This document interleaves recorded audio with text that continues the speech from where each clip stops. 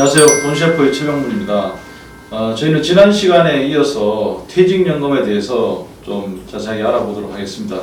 지난 편에 퇴직연금 제도의 이해, 그리고 DB형, DC형, IRP까지 설명을 좀 드렸고요. 또 이제 인출에 따른 과세 문제도 또 설명을 드렸습니다.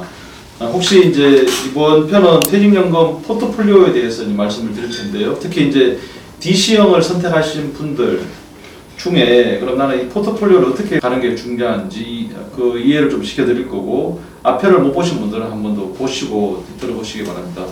오늘 수고해 주실 전문가는 문찬현 전문가님, 안녕하세요. 네, 반갑습니다. 네, 반갑습니다. 자, 이제 퇴직연금을 DC형을 선택을 했다고 하면, 퇴직자든 또는 뭐 임금 피크제 들어가서 DC형을 선택했다고 하면 이 포트폴리오 구성하는 게 굉장히 중요할 것 같습니다.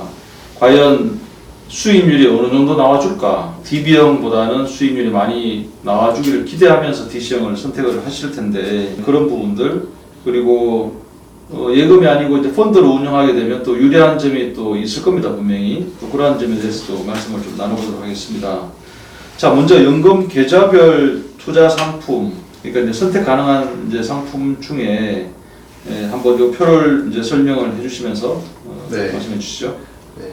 우리가 개인이 관리할 수 있는 계좌가 이제 사적 연금인 거고요. 네. 그걸 이제 우리가 실무적으로 보면은 연금저축 계좌라는 게 있고요. 네. 연금저축 계좌는 은행, 보험사, 증권사가 있지만 사실 은행, 보험사는 관리할 필요가 없습니다. 그냥 금리 상품이기 때문에 관리할 필요 없고, 여기 말씀드리는 건 이제 증권사를 예를 들어 드린 거고요. 그리고 IRP, DC. 그러니까 DC가 일단은 내가 직장에 있을 때 DC 계좌인 거죠.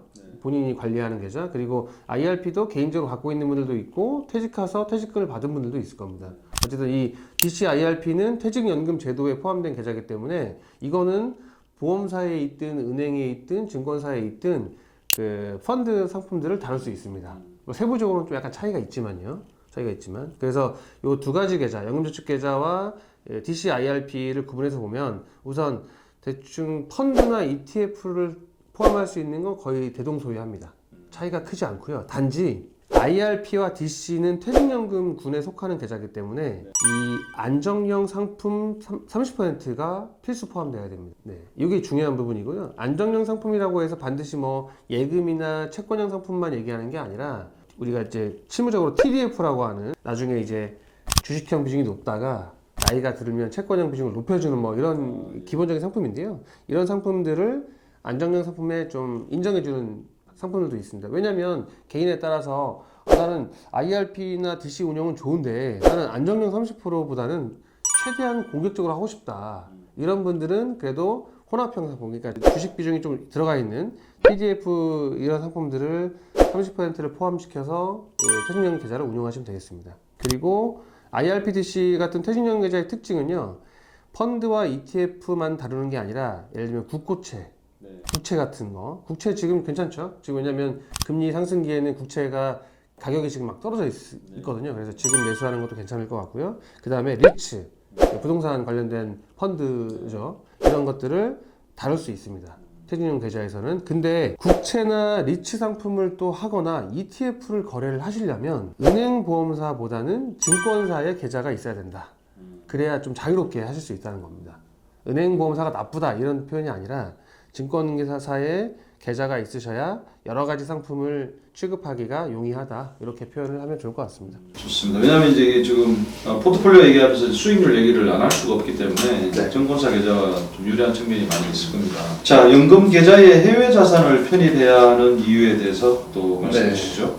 요즘에 뭐 해외 자산, 해외 펀드가 너무 이제 일반화됐기 때문에, 그냥 예를 들면 미국이 수익이 좋아서 해외 자산을 포함한다, 이런 측면도 있겠지만 절세 측면으로 한번 다시 이제 가보면, 왜냐면 연금 계좌가 개인 연금이든 퇴직연금 계좌든 절세 혜택을 많이 부여해 주지 않습니까? 그래서 어떤 장점이 있냐면요, 보통 우리가 해외 펀드를 내가 직접 투자한다 그러면 수익의 15.4%를 세금으로 내야 됩니다. 근데 이 해외 펀드 자산이 연금저축 계좌나 퇴직연금 계좌에 들어와 있으면 사실 상품에 대한 세금은 없어집니다. 상품에 대한 세금은 없어지고요. 그 연금 제도에 따른 세금만 내면 됩니다. 연금소득세나 퇴직소득세만 부과하면 끝나는 거죠. 근데 만약에 예를 들면 내 개인연금저축계좌나 퇴직연금 계좌에 ETF만 들어가겠다. 이런 경우에 물론 수익이 나는 건 괜찮지만 만약에 세금 측면으로 본다면 지금 현재 국내 주식형 상품들의 세금은 부과하지 않고 있거든요. 근데 이걸 괜히 연금 계좌에 넣어가지고 연금 소득세를 내게 하는 거랑 비슷해지는 겁니다. 그러니까 없는 걸 있게 만들어주는 거죠. 해외 자산을 넣는 건 세금이 높은 걸 적게 줄여주는 효과가 있는 거고. 그래서 물론 포트폴리오 측면에서 해외 자산을 투입하는 것도 굉장히 바람직하긴 하지만 절세 측면에서도 굉장히 중요하다는 겁니다. 그게 이제 일반 계좌와 연금 계좌로 운영할 때 이 해외 펀드가 맞습니다. 이제 과세하는 게 틀리네요. 네, 맞습니다. 그러니까 이걸 잘 활용하면 굉장히 네. 좋겠네요. 그래서 연금 관련된 계좌에 국내 자산을 열심히 넣을 필요가 없다 이거죠. 열심히 하실 거면 해외 자산을 열심히 편입을 시키자. 그러면은 절세 측면에서도 유리하고 전체적인 글로벌 포트폴리오에서도 유리해질 거다 하는 겁니다. 이걸 하여튼 연금 계좌로 운영할 때는 공이 그냥 연금 소득세나 기타 소득세 과세 이렇게 해서 맞습니다. 적용하는군요. 네. 자, 퇴직연금 그러면 일반인들이 가장 이제 궁금해하실 부분이 이제 이 페이지로 이제 설명이 될 것 같은데, 자 이제 퇴직연금 지급 예시 2% 정도의 예상 수익률로 연금 수령을 한 20년 정도 한다고 가정한 거네요. 네. 57세 현재 네. 퇴직하시는 분이 네. 3억 8천이라는 이 퇴직금을 가지고 네. 20년을 2% 수익률로 운영했을 때 과연 얼마인지 한번 설명해 주시죠. 네. 실제 상담 사례이기도 한데요. 퇴직자분께서 3억 8천의 퇴직연금 재원을 가지고 2%로 운용했을 때 그리고 5%로 운용했을 때의 예시를 한번 해본 겁니다. 그래서 2%로 운용을 하시면 연간 세후 한 80만 원 정도를 20년 동안 받으면 이제 연금 재원이 소진이 됩니다. 그러면 57세부터 77세까지 받는 거네요. 맞습니다. 20년을 네, 받을 때 3억 8천 가지고 약 한 세후 178만 원 정도 받는 거네요. 네, 이렇게 해서 이제 소진이 될 거고요. 네. 만약에 5%로 운영이 된다, 예. 이 계좌가. 그러면은 230만 원 정도의 세후 연금을 수령하면서 20년 동안 받고 연금이 소진이 됩니다. 아까 2%하고 한 달에 약 50만 원 정도가 차이. 네, 차이가 크죠. 예. 네, 차이가 큽니다. 20년이니까. 네, 맞습니다. 이게 우리가 이제 최근 퇴직자분들이, 은퇴자분들이 원하는 생활비로 비교해 봤을 때도 월 50만 원이면 차이가 적지 않습니다. 적지가 않고 쉽게 뭐 제가 비교해 드리면 20년이면 그래도 승용차 한 2번 정도는 바꿀 수 있지 않습니까? 10년에 한 대씩. 그러면 제네시스 기본형을 그래도 한 2번 정도 바꿀 수 있다. 그러니까 50만 원 20년이면 이게 1억 2천 차인데. 맞습니다. 10년 할부로 50만 원씩 하면은 차 한 대씩은 바꿀 수 있기 때문에 요즘에 120개월 할부도 보편화돼 있거든요. 뭐 당연히 그 모든 고객분들은 이 수익률 5%, 이 정도만 나와줘도 이렇게 차이가 나오나 이제 이렇게 보시고 괜찮다고 하실 수 있는데, 과연 이 5% 수익률을 만들어낼 수 있을 것인가? 맞습니다. 내 퇴직 이 연금 이걸 가지고 운용을 하면서 5%의 수익률을 만들어낼 것인가? 이게 참 궁금합니다. 네. 자, 그러면 기대 수익률을 이제 높이고 싶다, 이렇게 5% 정도. 네. DB형에서는 절대 흉내낼 수 없는 DC형의 장점인데, 네. 기대 수익률을 높이려면 퇴직 후에도 IRP 계좌가 운영이 되면서 연금이 수령이 돼야 된다. 네, 이런 네, 얘기인데 맞습니다. 한번 설명해 주시죠. 이게 우선 이제 포트폴리오를 말씀드리기 전에 왜 우리가 기대 수익을 높여야 되냐 이런 말씀을 좀 드리고 싶은데요. 사실은 이제 퇴직하시는 분들이나 직장인분들은 지금 적립 과정을 굉장히 중요하게 생각합니다. 모아가는 과정만 생각합니다. 근데 문제가 뭐냐면 연금 지원을 받고 퇴직한 이후에 사실 받는 기간도 상당히 길 수 있습니다. 그렇죠. 20년, 30년. 근데 이거 20년, 30년을 정말 내가 안정적인 생활만 해가지고 너무 안전하게만 운용하시면 이거는 원하시는 연금액도 달성이 안 되고 충분한 어떤 생활비에 대한 보완도 되지 않는 거죠. 그러니까 농담으로 정말 안정적으로 연금을 운용하시면 안전하게 가난해지는 방법밖에 없는 겁니다. 네. 안전하게 가능해요. 네, 맞습니다. 그래서 오히려 퇴직 이후에도 내가 퇴직하고 나이가 먹었다고 해서 안정성을 추구하는 게 아니라 이 퇴직연금 재원 같은 것들은 오히려 장기적으로 궁극적으로 운영하시는 것들을 검토하셔야 됩니다. 그래서 5%가 아니고 기대 수익을 좀 높여서 운용을 하시면서 오히려 그 밑에 안정적인 수익을 좀 추구하는 것도 좋은 방법이 되겠죠. 자, 중요한 말씀 해주셨는데, 적립기간이 보통 25년에서 한 30년 정도 있다가 퇴직을 하니까 그럼 이게 이제 운영 기간도 20년 이상 이렇게 운영해야 되잖아요. 맞습니다. 그 이 운영 기간을 그냥 안전하게 내버려 두는 것보다는 네. 이 수익률 관리하면서 이 기대 수익률을 높여줘야 될 것 같다 네. 이런 생각을 하게 되네요. 네.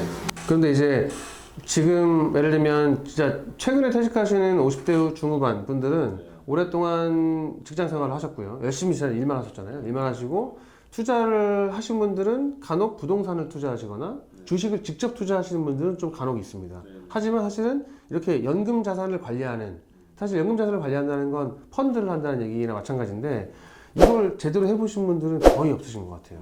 되게 어렵습니다, 사실. 그래서 어렵게 느껴지시는 거거든요. 근데 펀드를 반드시 알아야 되는 이유는 지금 DC 퇴직연금이나 IRP나 나중에 연금 받을 때 IRP 계좌나 개인연금 저축이나 지금 모든 게 다 펀드화 되고 있기 때문에 펀드 상품, 그러니까 ETF가 펀드거든요, ETF도. 펀드 운영을 반드시 내가 이해하고 직접 해보셔야 내 연금 재원을 충분하게 활용해서 기대 수익도 높이고 원하시는 현금으로도 만들어낼 수 있다는 거죠. 그렇게 하지 않으면 만약에 예금만 하신다고 하면 안 되지 않습니까? 그건 정말 그냥 안전하게 가난해지는 거죠. 예, 그래서 반드시 펀드를 이해하시고 포트폴리오를 운영하셔야 된다 하는 겁니다. 사실은 이제 저도 뭐 퇴직금을 운영을 하고 있는데 이제 계속 그 퇴직연금 그쪽 관리하는 쪽에서 이제 뭐 문자도 주고 이렇게 하거든요. 하는데 이제 최근에 이제 뭐 우크라이나 사태도 있고 뭐 코로나 사태 또 이제 미국 테이퍼링 하면서 금리가 인상기 이럴 때는 이제 주식시장이 조정 장기적으로 받을 수밖에 없기 때문에 저도 현금을 일부는 이제 채권량에 뒀지만 이제 상당 부분 한 70% 이상은 현금으로 이렇게 이제 계좌에 뒀거든요. 인출해가지고. 네.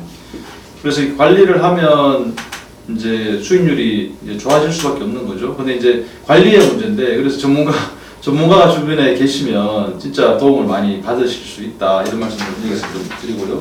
네. 자, 펀드로 관리해야 되는 계좌. 사실은 퇴직자분들이 실제로 가장 어려워하는 부분입니다. 근데 꼭 펀드로 해야 되느냐 이런 질문들도 많이 하더라고요. 맞습니다. 많이 하시죠. 펀드 나는 안 해봤는데 해야 되냐. 근데 말씀드린 것처럼 모든 최근에 연금 관련된 계좌들, 심지어 비과세도 변액연금이 있듯이 펀드화 될 수밖에 없거든요. 그리고 이거 우리가 기대 수익만 높인다고 생각하지 마시고 다른 측면으로 한번 보시면, 다른 측면 뭐냐면 그 기관 리스크가 또 하나 있습니다. 기관 리스크. 네네네. 사실 과거에 저희가 2011년 정도에 저축은행이 연쇄 도산하면서 예금자 보호 초과액 같은, 그리고 잘 모르고 가입한 상품들에 대한 손실이 거의 한 2천억, 3천억 정도 발생했거든요. 엄청난 큰 사회 문제가 됐었습니다. 지금 많이 이제 우리가 까먹어서 그런 건데, 왜냐면 기관 리스크로 생각하실 게 뭐냐면 예금이라는 건 예금자 보호를 해주잖아요. 근데 우리가 오해하시는 건 은행에서 내 예금을 잘 보호해 주는구나, 5천만 원까지. 이게 아닙니다. 은행이 도산하면 우리 예금은 빚을 갚는 데 쓰여지고 예금자 보호는 예금보험공사에서 보험으로 우리가 보상을 받는 거거든요. 그런데 펀드는 어떻게 되냐면, 펀드는 판매회사나 수탁회사나 그 운용사가 이제 결합되어 있는 게 펀드인데, 펀드 재원은 이런 기관들이 도산을 하더라도 기관에서 인출을 할 수 없다. 펀드 재원은 오로지 그 가입자만 인출이 가능하다. 오히려 그 계좌가 법률적으로 보호되어 있습니다. 그래서 우리 비과세 연금 쪽에서도 그 변액보험을 특별 계정이라고 하는 이유가 일반 계정이랑 다르다는 겁니다. 그래서 오히려 이 연금 자산이 5천이 아니고 몇 억씩 커질 수 있잖아요. 그렇죠. 이런 경우에 오히려 기관 리스크까지 고려한다고 하면 내 자산을 펀드화 시키는 게 오히려 안전하고 더 유리할 수 있다.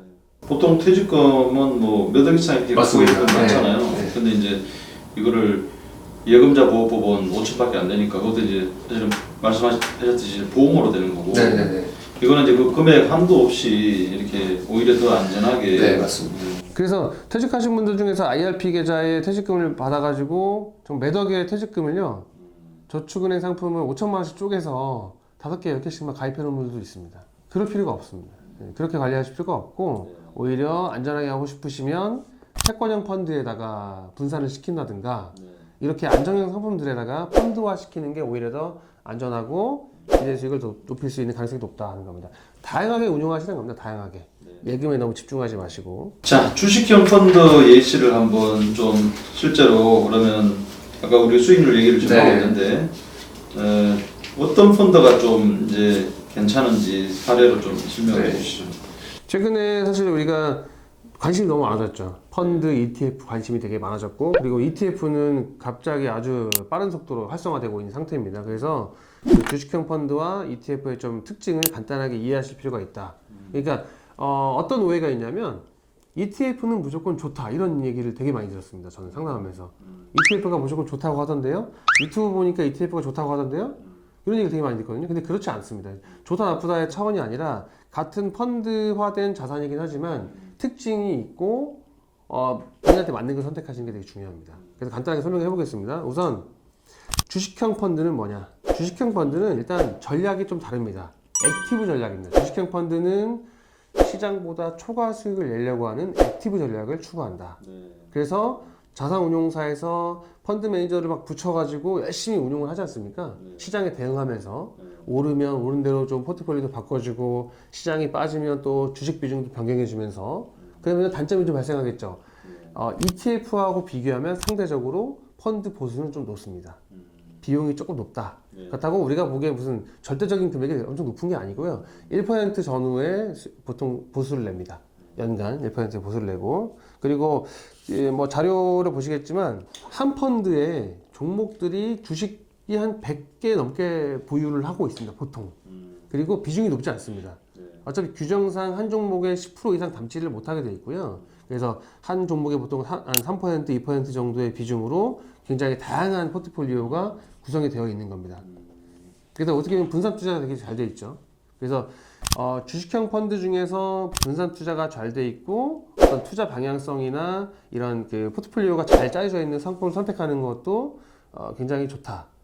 시장보다 초과 수익을 추구하고 그래서 최근까지는 그런 펀드들이 거의 줄을 이뤄왔습니다. 지금까지는. 그래서 퇴직연금 계좌에서 좋은 결과들도 나와 있고요. 그 다음에 ETF로 좀 설명드려보면요.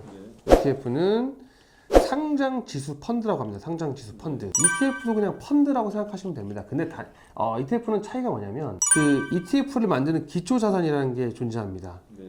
기초 자산은 굉장히 다양할 수 있습니다. 코스피 200이 될 수도 있고요. S&P 500이 될 수 있고 코스피 중에서도 뭐 조선주만 담을 수도 있고 삼성 그룹주만 담을 수도 있고 은행주만 반도체만 이렇게 해서 기초 자산을 만드는데 ETF는 종목의 비중을 조정하지 않습니다. 현재 기초지수의 비중을 그대로 갖고 온다.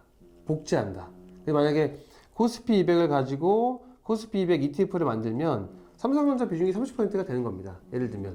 근데 일반적인 주식형 펀드에서는 삼성전자를 30% 담지를 못하게 돼 있거든요. 규정이 10% 미만으로만 넣을 수 있다. 이겁니다. 기초자산율대로 같이 맞습니다. 거네요. 그대로 매일매일 바뀌면서 그러니까 뭐죠? 쉽게 말하면 이건 사람이 손을 댈 필요가 없는 거죠. 컴퓨터 자동으로 할 수 있기 때문에 펀드 매니저 월급을 주지 않아도 된다. 그래서 주식형 펀드보다 상대적으로 펀드 보수가 낮다 하는 겁니다. 매우 낮죠. 차이가 많이 납니다.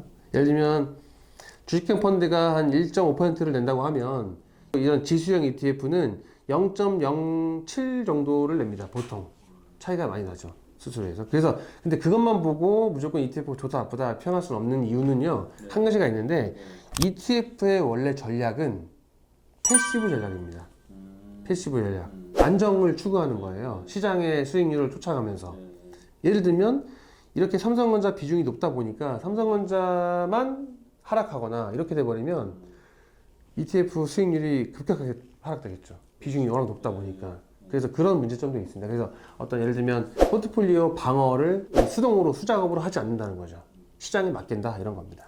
전체적으로 인덱스하고 좀 비슷한 맞습니다. 느낌이 좀 그래서 있네요. 굉장히 좋은 질문 하셨는데요.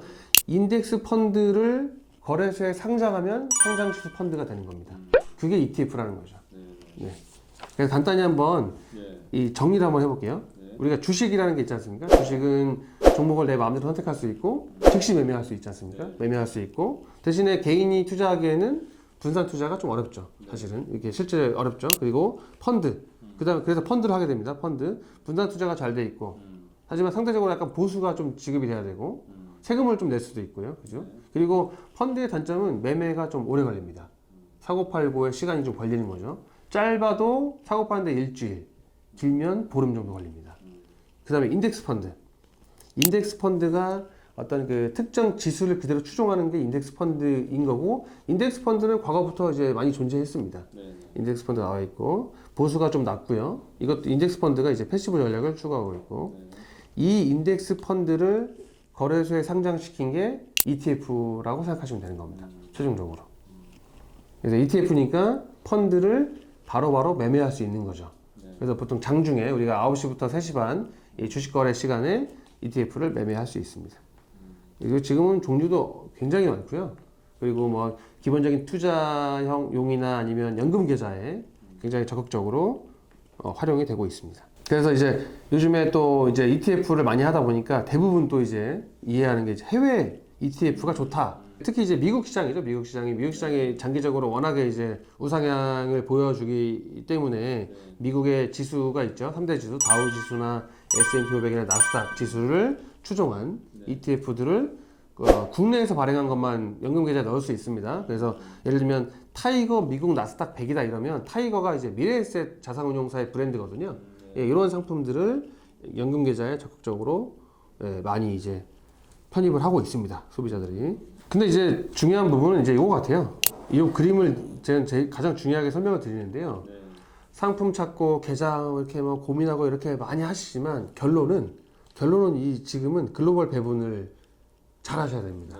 글로벌 배분. 이제 저희 한 10년 전만 해도 사실 펀드 하면은 다 국내 펀드를 했거든요. 한국에 투자하는 펀드. 근데 알고 보니까 한국 비중이 너무 작은 겁니다. 글로벌로 보니까 2%밖에 안 되고요. 여기 보시면 중국, 일본이나 유럽들도 각 개별 국가들의 비중은 굉장히 사실은 생각보다 되게 작습니다.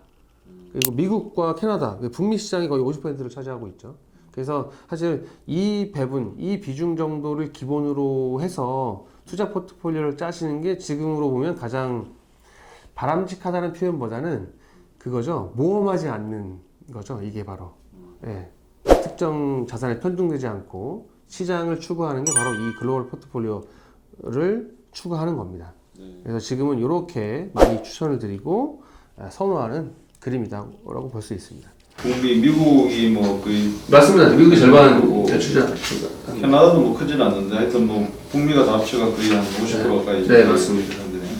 그래서 이게 이런 이유 때문에 그런 어떤 해외 지수 ETF 같은 것들이 활성화되고 국내 소비자 투자자들이 많이 찾고 하는 이유들이 다 이렇게 방향성이 이쪽으로 이제 움직이고 있는 이유인 것 같습니다. 그래서 이제 포트폴리오라는 걸 이제 많이 말씀을 하시는데요. 사실은 포트폴리오를 냉정하게 우리가 막 뭔가 구축하기는 사실은 굉장히 어렵죠. 개인도 아무리 뭐 펀드를 한다고 해도 지금 잘 되는 거 좋은 거를 찾게 됩니다. 자연스럽게. 그래서 포트폴리오 대가 뭐 자산 배분의 대가라고 하는 이제 두 사람이 딱 이제 있다고 하면요. 자산 배분을 하는 게 가장 중요하다고 한 사람은 이제 게리 브린슨이라는 사람이고요. 그 사람은 이제 앞에 보여드린 글로벌 포트폴리오처럼 자산 배분이 모든 결과의 이제 90%를 차지한다 이 얘기고요. 최근에 좀 유명한 분은 레이 달리오라는 이제 미국의 이제 자산운용사 대표인데 이분이 이렇게 이제 올 웨더 포트폴리오를 만들었습니다. 올 웨더 어떤 상황이 오더라도 안정적인 수익을 추구하겠다. 그래서 여러분들이 만약 참고하자고 하면 이 정도의 포트폴리오를 기본으로 좀 참고하시는 것도 괜찮겠다는 겁니다.